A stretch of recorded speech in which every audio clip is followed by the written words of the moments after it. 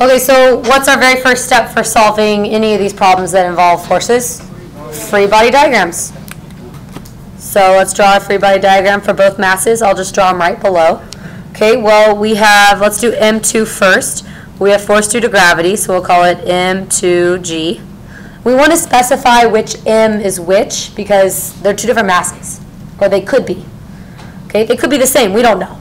So M2G is down, and then F normal is up, and we're going to call it Fn2 because we're specifically talking about the second object. And we have a string that's connected to M2, so we have a tension force. And then if we're moving the system to the right, what direction is friction?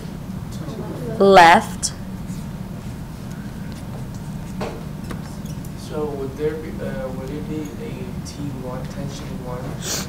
T, like, would you write T1? We don't need to because there's only one tension force between the objects. You see that this string is here, but we actually call it F applied instead of tension. Okay, so then M1, we have M1G down, we have F normal up, we have tension pulling to the left, and we have F applied to the right. What am I missing? What are we missing for the first object, M1? Friction, right? What direction is it? Left. And we're going to call it force of friction. Let's specify which friction's which. That's FF1, this one's FF2. Okay, so once you get, this is the hardest part. If you get the free body diagram down, the rest of it's just math. Okay, so let's set up our equations. And I'm going to try to keep this as clear as possible. So we're going to have, we have two different blocks. We have block 1 and block 2. So let's do, since block 2 is on our left-hand side, we'll just keep it on the left, block 2. And we'll keep block 1 on the right. So both have x and y components. That means we need two equations for both blocks. So let's set those up. Let's start with the y equation. You'll notice that the y equation is always smaller. We never really work with the y equation because it's not accelerating in the y equation.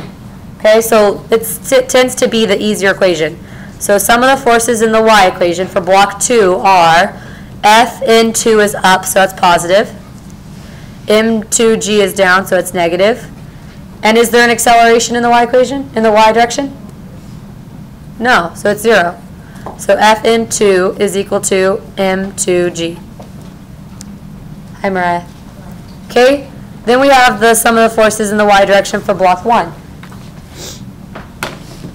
Well, we have Fn1 is up, M1G is down, and its acceleration is also 0. So Fn1 is equal to M1G. So now we're going to jump into the x direction. So our x direction for block 2, well, we have tension pulling to the right, and it's moving to the right. So what direction is positive, right or left? Right, because the objects are moving to the right.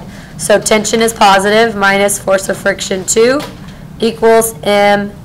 We definitely have an acceleration in the x direction. Now we want to make sure we start specifying this m. Which m is it, M1 or M2? 2. Okay? So let's come up with our equation for our x.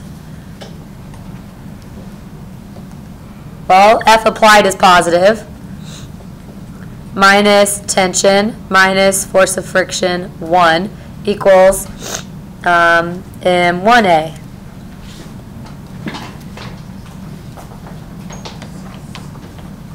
So this is where our y equations come in handy, is we know that Fn we just found, and we have force of friction. We know force of friction is equal to mu times normal force.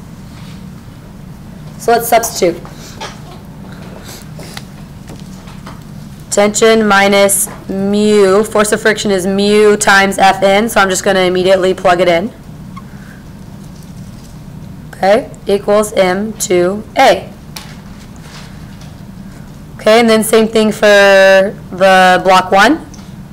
F applied minus tension minus mu M1G equals M1A. Okay, now we have two equations and we have two tensions, right? We don't need both of them. So let's solve for the one that doesn't have as much going on in the equation. So that's this one, the block 2.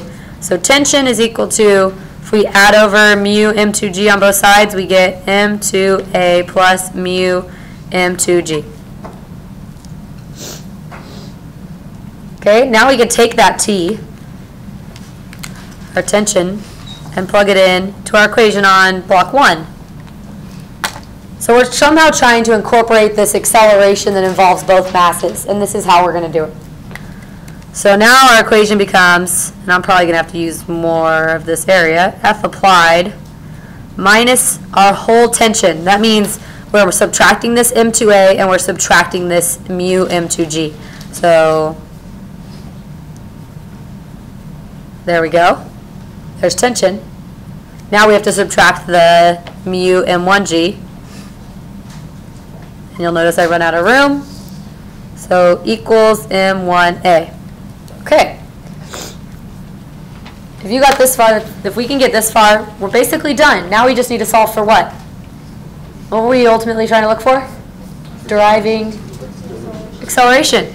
So let's look, we have two factors that have acceleration in them. Right here and right here. So we need to get those together.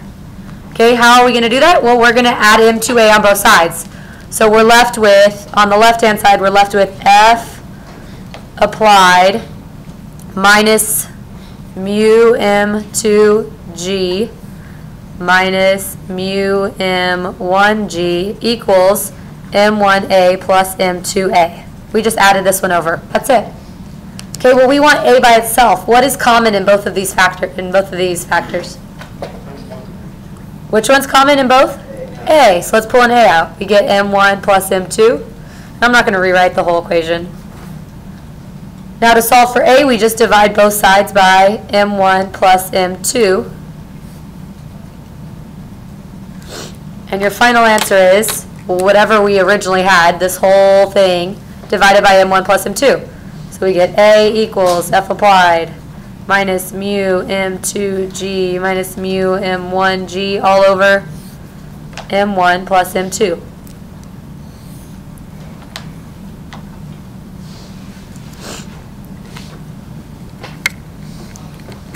So tonight you have a homework problem like this, but I believe you have numbers. I believe you have numbers in this one. Yes. I do have one more problem to do, but I'm not going to do it, so I'll do it on a video and I'll post it online so you can do it. It'll probably be only about 5 minutes. Are you going to scoop it or schedule? I'll put it on the schedule. Okay. Sound good? Since we're not going to get to it, but it's definitely in your homework, so you will need to know how to do it. Okay? Collecting quiz tomorrow, right? Yep, quiz tomorrow. So quiz I'm going to collect tomorrow, and then I'm going to check off your video notes. Oh, I thought you said quiz as in new quiz. Yeah. Why do you remember? Yes.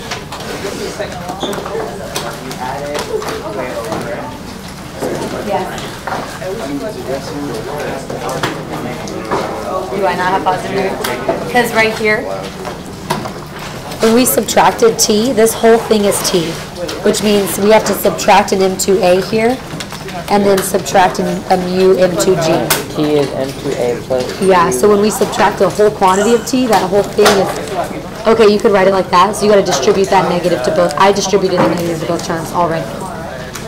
Okay, so then I just did it earlier on and took away my parentheses. Did you catch your talk? Yeah. this add it over. And that's what yours is? Yep. There it is. Then what do we solve? Where's A?